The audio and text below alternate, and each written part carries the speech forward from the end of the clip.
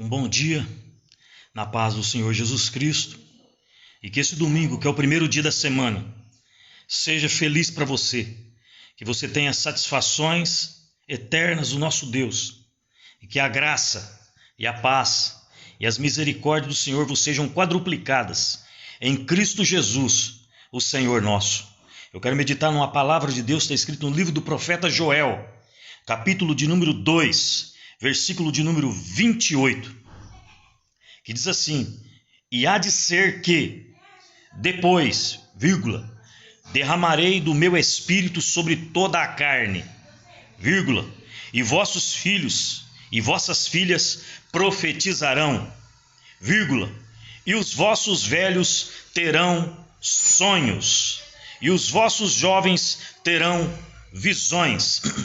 Então, o que eu quero falar a respeito disso? É uma promessa do derramamento do Espírito de Deus sobre as nossas vidas. Não é só de cristão, mas é de todas as pessoas que ouvirem a palavra do Senhor. Então eu quero falar sobre pessoas velhas, pessoas de idade. Nesse versículo aqui, os vossos velhos terão sonhos. Quando a Escritura diz sobre velhos, existem pessoas que elas falam assim: já estou velho, eu não sirvo mais para nada, eu estou doente agora, eu estou com um monte de problemas, irmão, eu não tenho condições mais de fazer mais nada no Evangelho, eu estou bem velha já. Eu vou dizer para você como que Deus usa os velhos na presença dele. Você se aposentou já. Você se aposentou e está de boa. Fala: agora eu não trabalho mais, estou de boa, irmão, estou ganhando meu aposentadoria, né? Eu estou de boa, agora eu passeio, eu viajo. E você não faz atitudes mais. Você não faz mais gestos para salvar pessoas. É isso que Deus quer de mim e de você. Que os teus gestos, através dos teus gestos, Deus use você para mudar a vida de pessoas. Eu digo para você sobre um homem que tinha 80 anos de idade. E Deus, o Deus do céu, olhou para este homem chamado Moisés. 80 anos de idade esse homem tinha. Deus olhou para ele e falou: esse homem eu vou usar na minha obra. E aí, você que está aposentado aí? Estou descansando, irmão, estou de boa agora.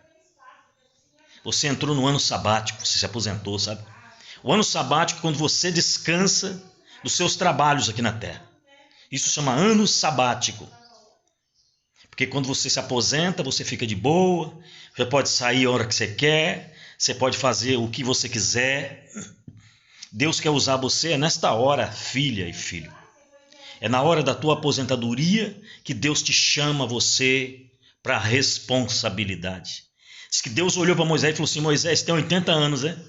Deu 40 anos lá no Egito, aprendeu muita faculdade de lá, todas as coisas de lá. Só que Deus queria usar uma pessoa que já foi de lá. E tinha mais 40 anos que ele foi lá no deserto de Midian.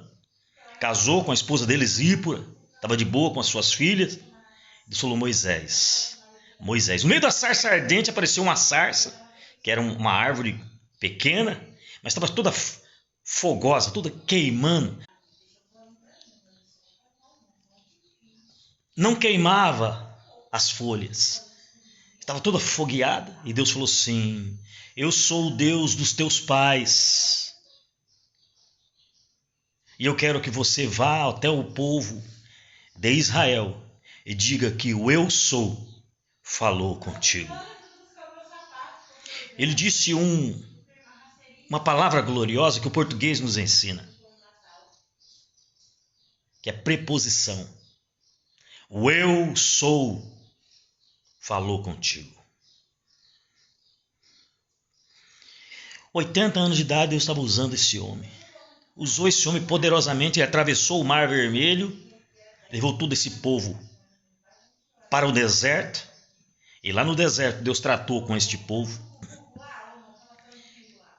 Então eu quero falar para você que a sua idade não faz diferença para Deus. A sua idade é muito importante. Ah, irmão, mas Deus me chamou, eu tinha 65 anos. Eu vou contar mais uma história para você de Enoque. Diz que Enoque tinha 65 anos de idade, mas ele conheceu a Deus. Diz que quando ele conheceu a Deus, ele viveu 300 anos com Deus. Esse homem viveu 365 anos na terra. E Deus o transladou. Deus o arrebatou. Tirou ele da terra com grandes forças. 65 anos, esse homem estava aposentado já, de boa, fosse hoje. Tranquilo. Diz que Deus chamou Enoque. E ele fez atitudes divinas tão gloriosas, gestos tão maravilhosos. Deus falou assim, não, esse homem, ele não vai ficar na terra mais. E Deus tomou Enoque e levou ele embora para si.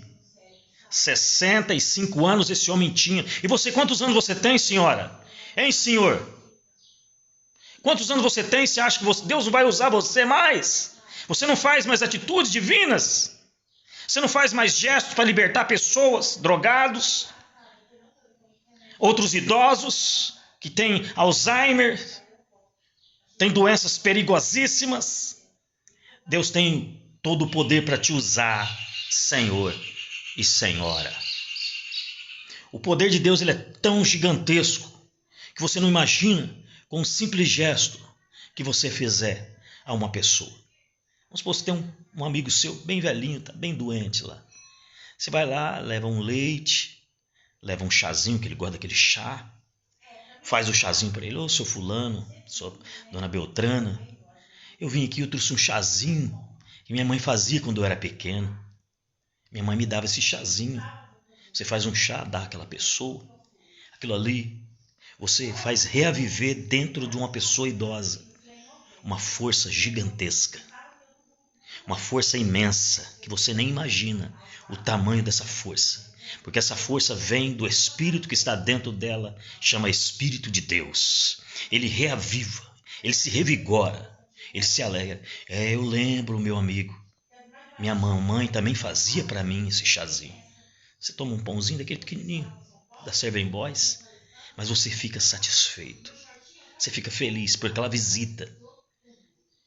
Eu estive enfermo, e vós não foste me visitar-me. O Senhor Jesus disse isso aos cristãos. Senhor, quando o Senhor esteve enfermo, nós não fomos te visitar, Senhor. Quando você não fez a um destes meus pequeninos.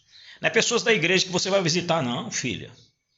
Aquela pessoa que foi drogada, está lá desmaiado, lá, jogado. Faz um chazinho, faz um suco para ele, entrega um suco para ele. Fulano, você era uma pessoa tão bacana na escola. Na faculdade você fazia tanta coisa bacana, cara. Todo mundo ficava impressionado com você. Essa pequena historinha que você contou, desse tamanhozinho, vai mexer no seu subconsciente, nos sentimentos desse indivíduo que está fazendo coisas erradas. Fala, puxa vida, essa pessoa lembrou disso que eu fazia. Essa pessoa lembrou dessas coisas que eu fazia. Você está sendo usado por Deus para libertar esta pessoa, mamãe e papai. Deus chamou Enoque 65 anos de idade. Deus chamou Eli. Eli tinha quantos anos quando Deus chamou Eli? 58 anos. 58 anos tinha Eli. Por que 58, irmão? Porque ele fez o sacerdócio. 40 anos ele reinou o sacerdócio divino. 40 mais 58, 98 anos ele morreu. Ele caiu da cadeira e morreu. Então, com 58 anos, Deus chamou Eli para ser o sumo sacerdote. Nossa, mamãe, é muito velho, né? Para Deus não tem idade. Eu vou mostrar para você no livro de Números, capítulo de número 1, versículo de número 3. Perdão. Êxodo, capítulo de número 4 e versículo de número 23. O contexto diz: os deveres dos levitas. Quem que é levita? Levita é só cantor? Não.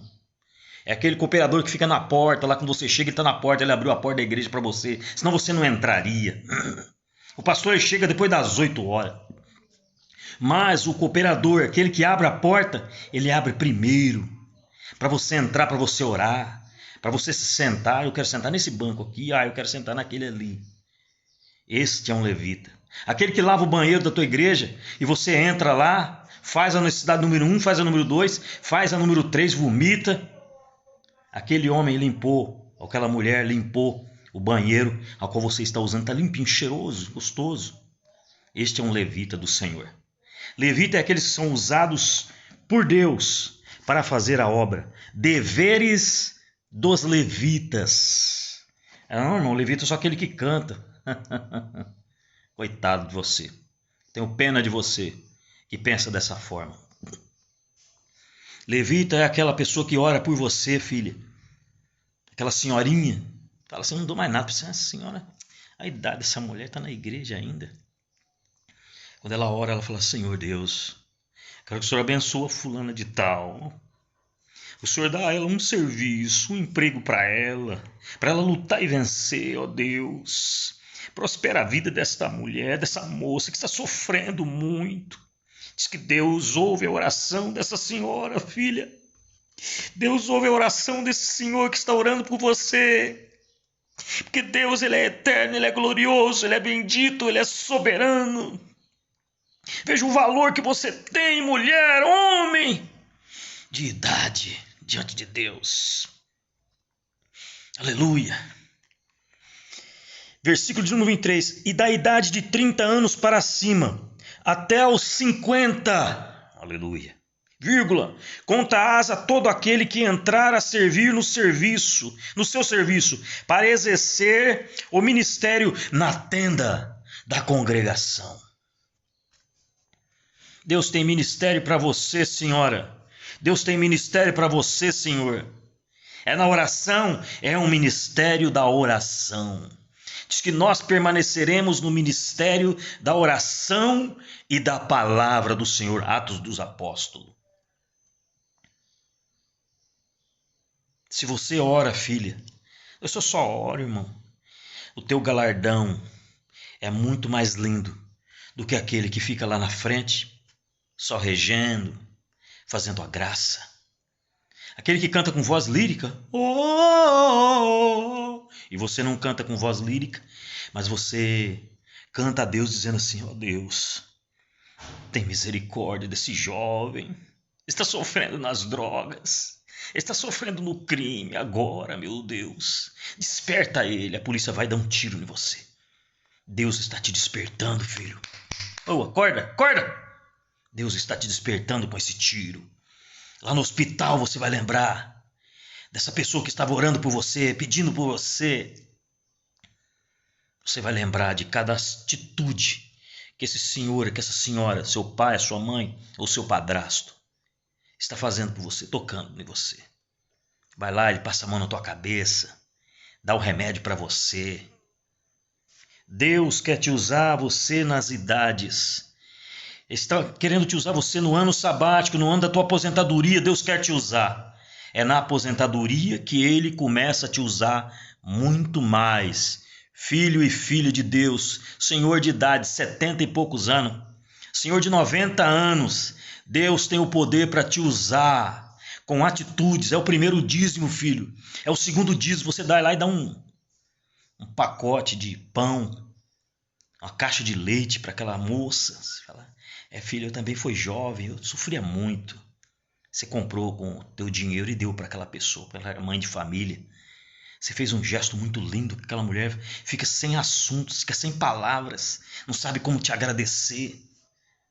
E Deus começa a mexer com o sentimento daquela pessoa, daquele sobrinho seu, daquele neto seu. Deus te ama, filho e filha de idade. Deus te ama.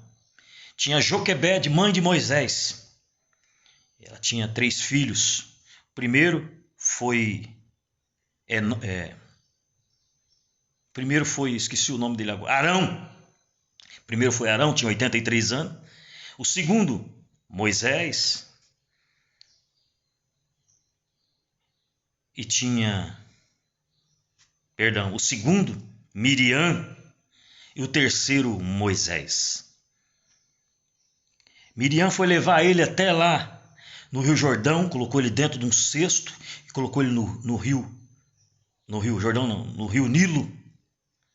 e escondeu ele lá no rio Nilo e foi seguindo aquele menino. Foi seguindo. Caiu nas mãos da filha de Faraó, o poderoso Deus do Egito, que era chamado Deus naquela época, o imperador do Egito. E aquela moça falou assim: eu vou cuidar desse menino aqui, tão bonitinho. E era Moisés, o homem a qual Deus chamou ele com 80 anos de idade. E o senhor? O que o senhor está pensando da sua vida? Ah, irmão, eu vou parar, eu vou ficar dormindo, eu vou descansar. Quero saber de mais nada, irmão. Deus está te chamando. Deus está te alertando. Acorde para o evangelho. Ele vai te dar sonhos. Essa mulher tinha um sonho. Eu quero que meu filho viva. Eu não quero matar o meu filho, não. O faraó mandou matar todos os filhos de 2 anos para baixo. E Moisés tinha 2 anos. Ele ia morrer. Só que ela lançou ele no rio Nilo, sem destino. E caiu nas mãos da filha de Faraó, do imperador que mandou matar. E ela falou: não, esse menino não vai morrer. Esse menino eu vou cuidar dele. Ele foi criado na majestade do Egito, para que Deus usasse ele lá no Egito. Lançasse as 10 pragas. Presta atenção como Deus usa pessoas idosas, pessoas que têm responsabilidades, pessoas que já colocaram a sua vida, sentiram tudo que já aconteceu na vida dele. Ele sofreu, ele se separou, ele sofreu enfermidades, ele sofreu desempregos, ele sofreu afrontas de filhos, de filhas, de netos, de bisnetos. É nessa hora que Deus quer te usar. É nesse momento que Deus quer te pegar, filho, e te dar uma libertação. Te dar a libertação a você e as pessoas que estão ao seu lado, o teu próximo. Deus te ama.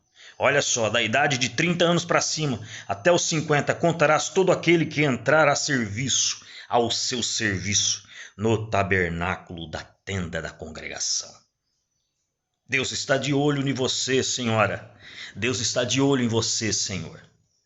Eu lembro de um testemunho de um pastor que falou assim que tinha uma senhora que orava muito na igreja, ela limpava os bancos da igreja.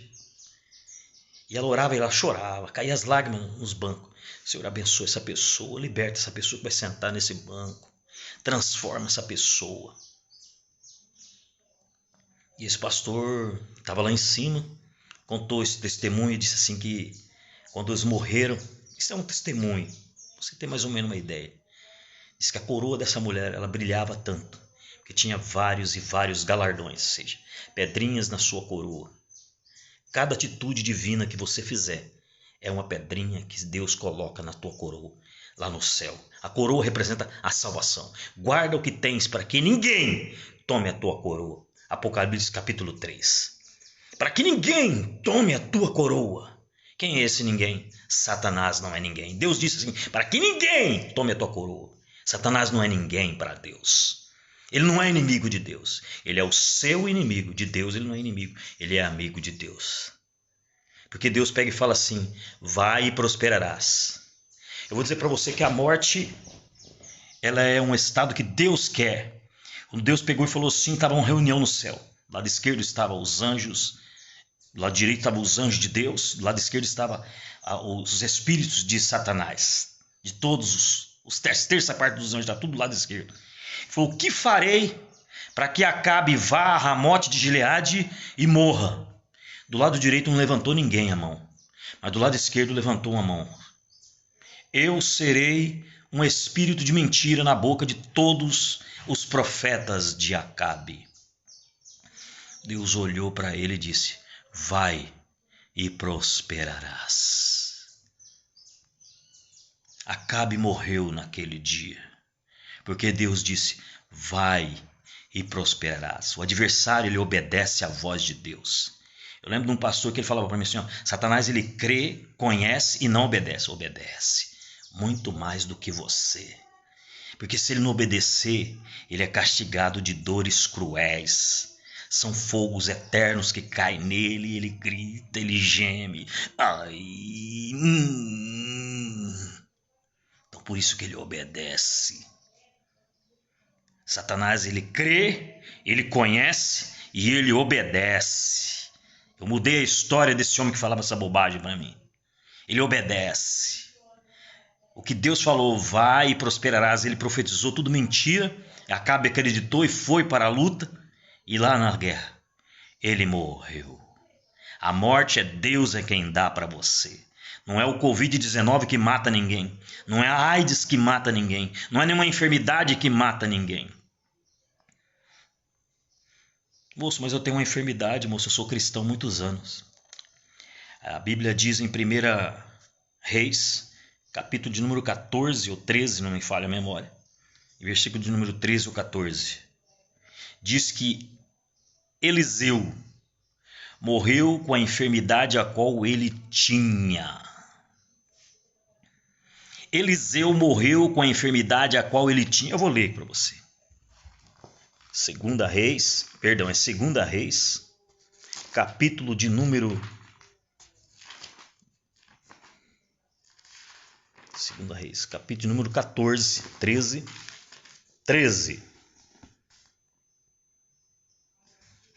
Capítulo de número 14, versículo de número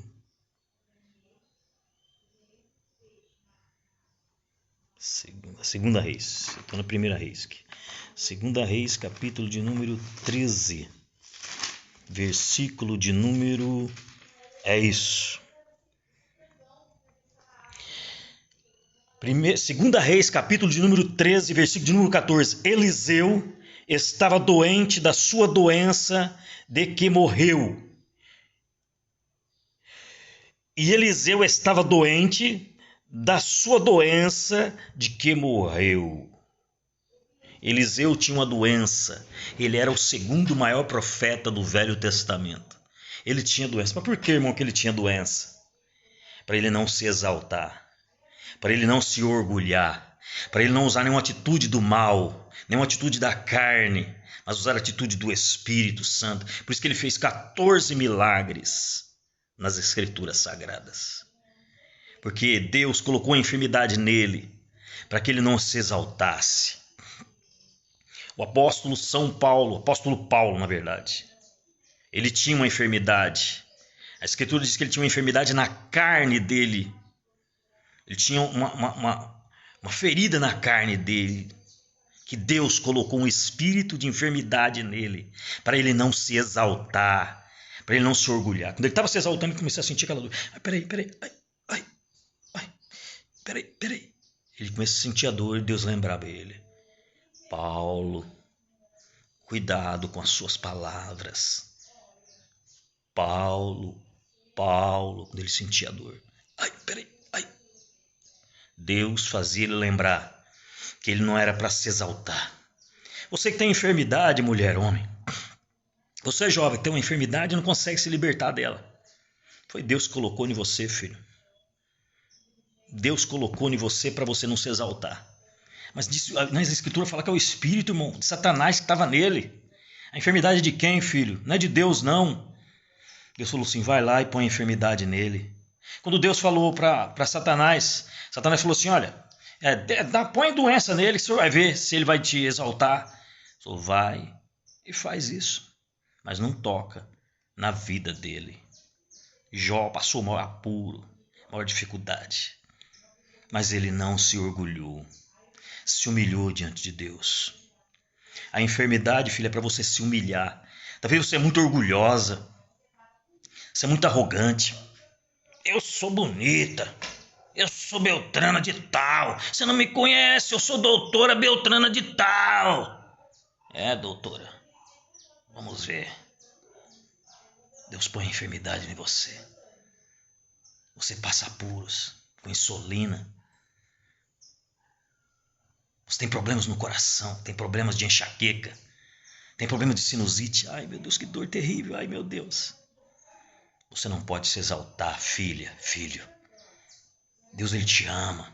Ele falou, eu corrijo e eu castigo aquele a quem eu amo. Deus está dizendo aqui no Apocalipse capítulo 3. Ele disse assim na igreja de Laodiceia, a igreja morna. Você é frio ou você é quente? Deus vai te cobrar de você.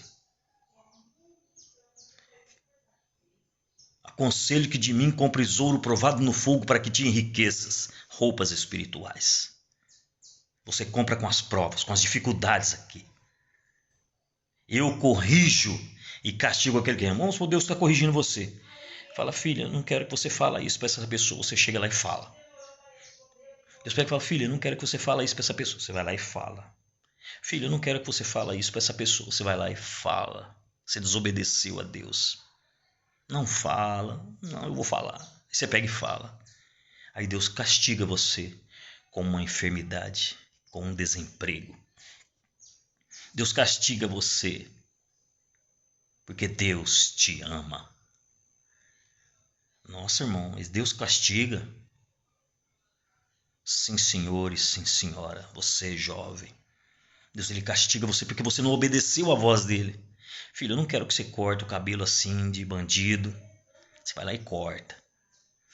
Mano, isso assim, mano. Falando de mano, um monte de coisa rara. Você tá ligado, velho? Isso ok. Com essas ideias bobonas.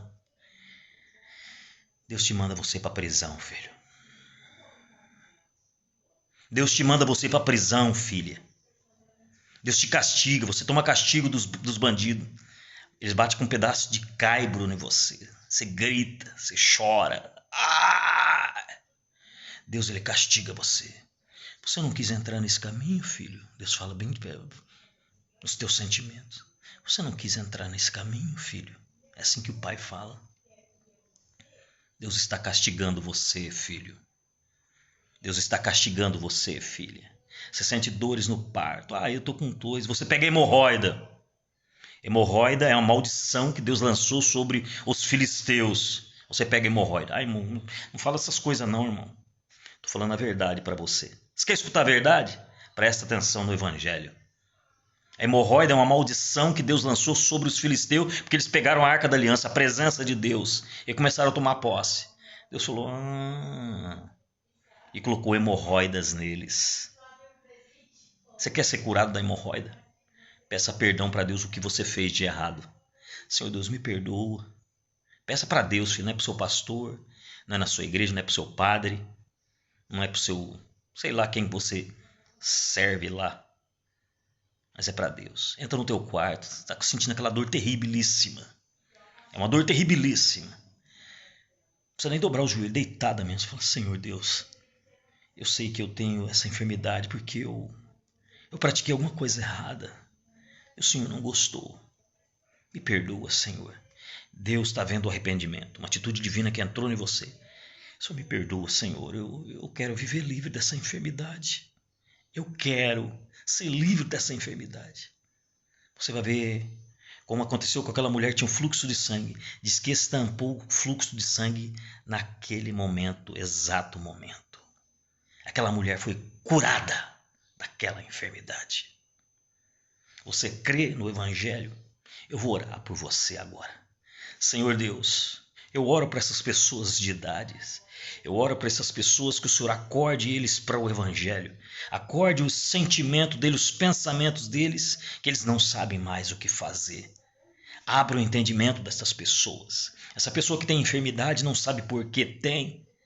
Ó Deus, abre o entendimento dele e diz para ele que é o orgulho dele, a arrogância dele, que traz essa enfermidade na vida dele, para que ele perca essa atitude da carne, que é a atitude emprestada do adversário, para derrotar ele, desarmar ele, para que ele lute com o seu evangelho, com a sua palavra gloriosa, para libertar pessoas destruídas, pessoas que estão na falência espiritual, pessoas que estão na falência física, pessoas que estão destruídas com o seu casamento, estão destruídas com a sua família.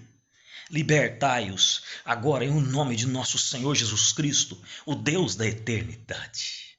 Ó Pai, é em teu nome eu te glorifico, te exalto pelas pessoas que vão ouvir essa palavra há meses, há anos depois. Eu quero a libertação, a cura no sentimento deles, nos pensamentos deles, agora, para a glória de Deus Pai, para a glória de Deus Filho, para a glória do Deus Espírito Santo. Que Deus te abençoe em Cristo Jesus. Amém.